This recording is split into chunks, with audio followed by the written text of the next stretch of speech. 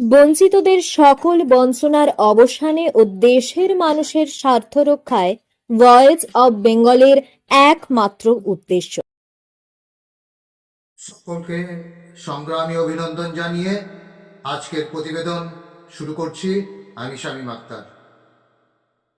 আমরা পশ্চিমবঙ্গের সমগ্র শিক্ষার ৯১,০০০ কর্মী আজও নবান্নের উন্নয়নের ঘোষণায় অধীর আগ্রহে অপেক্ষা করছি, কিন্তু সেই ঘোষণা এখনো কার জন্য অপেক্ষা করছে সেটা একমাত্র বাংলার ঘোষেটি বেগমই জানে। বাংলার নবাবদের খুন করে এখন তিনি ব্রিটিশ RSS এর দালালি করতেই ব্যস্ত। মনে হচ্ছে বাংলার জনগণ তা বুঝতেই পারছেন না।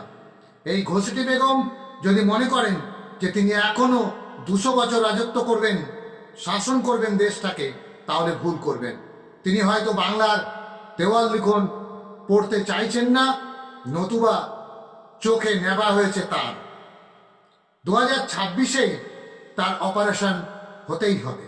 হয়তো তিহারের পথে তার অকাল সমাধিও ঘটতে পারে, ঠিক যেমনটি ঘটেছিল মন্ত্রী পটাশবাবুর ক্ষেত্রে। কিন্তু বাংলার মিংবদনরা যে মরে না, তারা যে স্বাধীনতার সলতে পাকাতেই ব্যস্ত, সে খবর কি তাকে কেউ জানায়নি? বড্ড ভুল করছেন তিনি।